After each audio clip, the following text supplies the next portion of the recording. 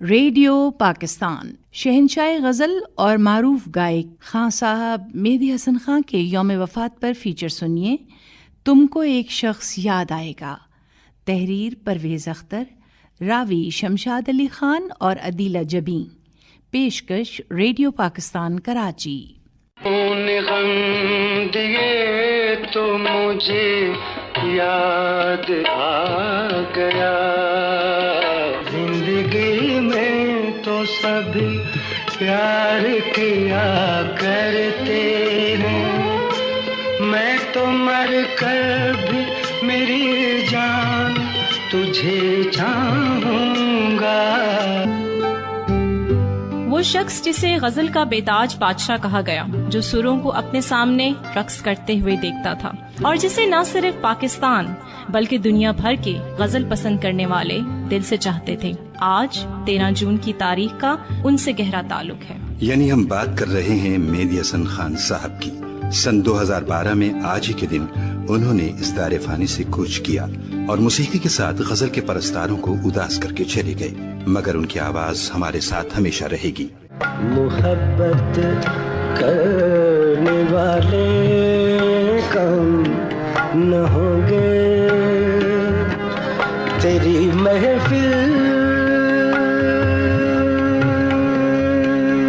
میں، لیکن ہم نہ ہوں گے. مہدی حسن کو جب سنتے ہیں تو یہ احساس بھی نہیں ہوتا کہ اتنا اچھا تلفظ، اتنی اچھی اردو بولنے والا راجستھان کے گاؤں لونا میں پیدا ہوا ہوگا، جس علاقے کی زبان اردو نہیں ہے.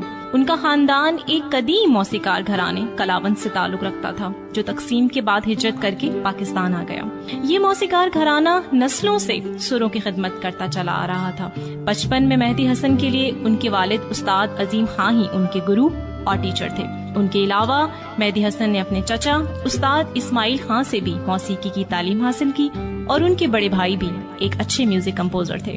ریڈیو پاکستان کراچی سے مہدی حسن نے اپنی گائیکی کا آڈیشن پاس کر لیا اور ایک نئی دنیا کے دروازے ان کے لیے کھلتے چلے گئے. مہدی حسن صاحب نے جب ریڈیو پاکستان کراچی سے غزل کا سفر شروع کیا تو انہوں نے اس زمانے کے غزل لیجنڈز کی نقل کرنے کی بالکل کوشش نہیں کی، بلکہ اپنا ایک انداز تخلیق کیا جو صرف انہی کا حصہ بن گیا، اور آج بھی کوئی دوسرا مہدی حسن نہیں بن سکتا. حالانکہ ہمیں بے شمار ایسے گلوکار مل جائیں گے جو مہدی حسن صاحب کے انداز میں گا رہے ہیں اور گاتے رہیں گے، انہیں ٹریبیوٹ پیش کرتے رہیں گے. چلو یوں ہی روٹھے رہو،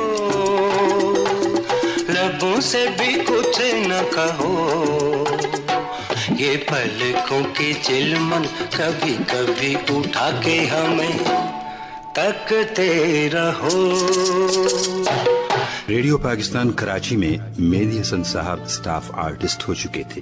تبھی انہوں نے فیض احمد فیض کی 2 غزلیں ریکارڈ کروائیں. ایک تم آئے ہو نہ شب انتظار گزری ہے، اور دوسری گلوں میں رنگ بھرے بعد نو بہار چلے. گلوں میں رنگ بھرے بعد نو بہار چلے. ان غزلوں کو سن کر گراموفون کمپنی نے ان کے ریکارڈ بنانے کے لیے دوبارہ ریکارڈ کروایا. اسی زمانے میں فیض صاحب کو لیلن امن ایوارڈ سے نوازا گیا تھا. فلم فرنگی میں فیض احمد فیض کی غزل گانے پر بطور پلے بیک سنگر مہدی حسن صاحب کو ان کا پہرا نگار ایوارڈ ملا، اور اس طرح مہدی حسن صاحب ایک فلمی گلوکار کے طور پر بھی اسٹیبلشڈ ہو گئے. آصف نورانی صاحب ایک بہت بڑے صحافی ہیں، اور انہوں نے مہدی حسن صاحب کے بارے میں ایک کتاب بھی لکھی ہے.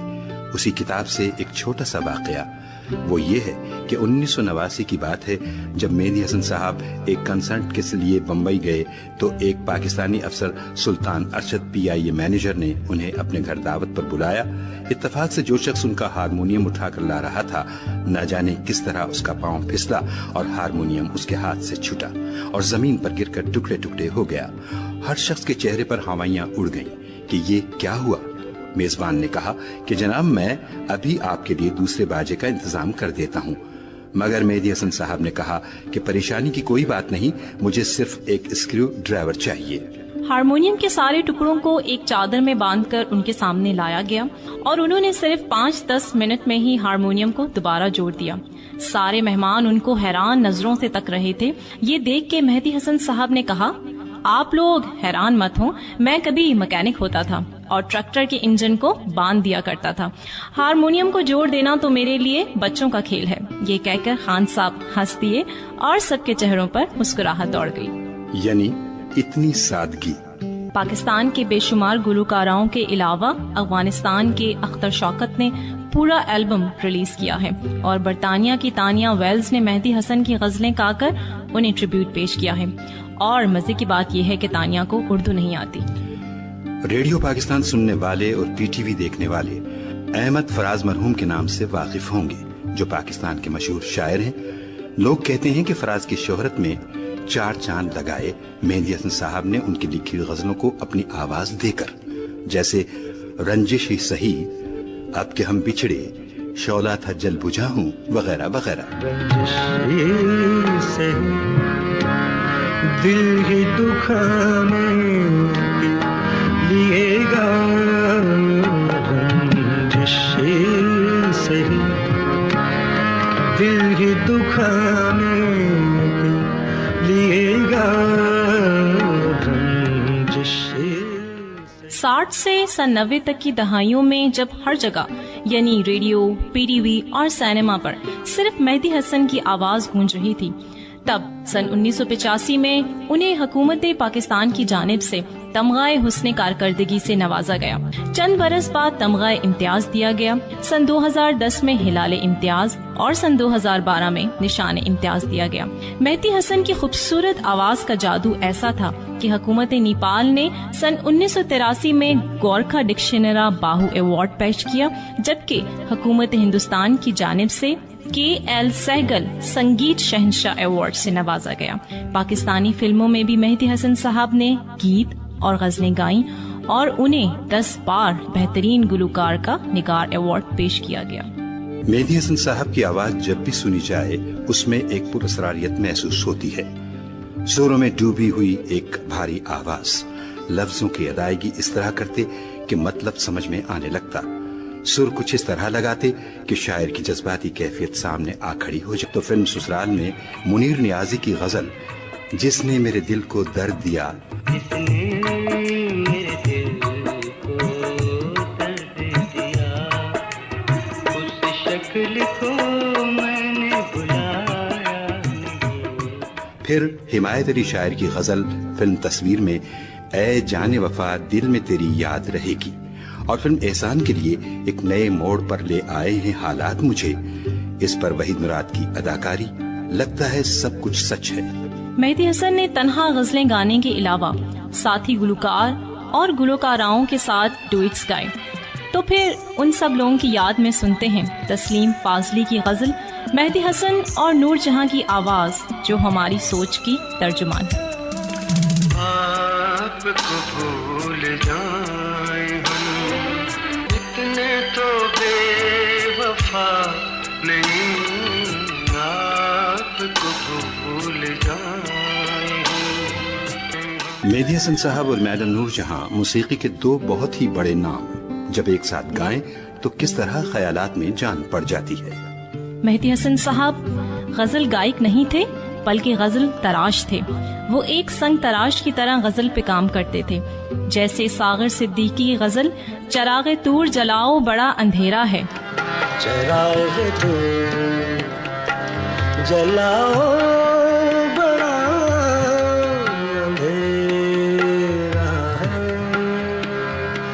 بڑا اندھیرا ہے.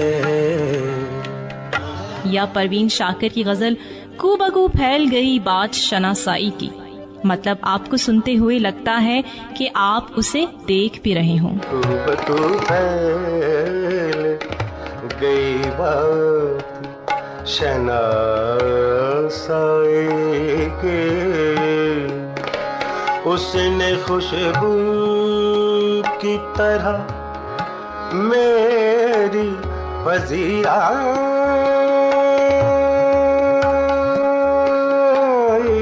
کی.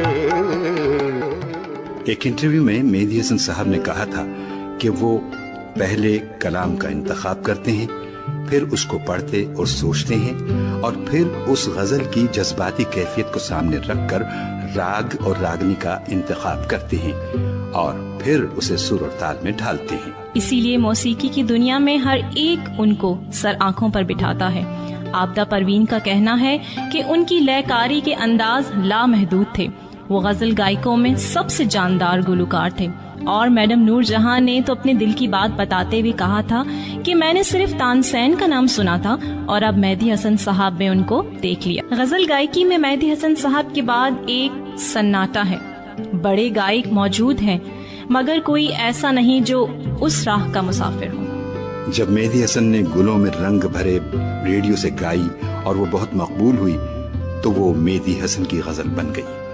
مہدی حسن صاحب گاتے ہوئے عام طور پر 2 سازوں میں سے ایک بجایا کرتے تھے، یا ان کے سامنے ہارمونیم ہوتا تھا یا پھر ان کی گود میں سمندل ہوتا تھا جس کے تاروں کو چھیڑ کر وہ غزل شروع کیا کرتے تھے۔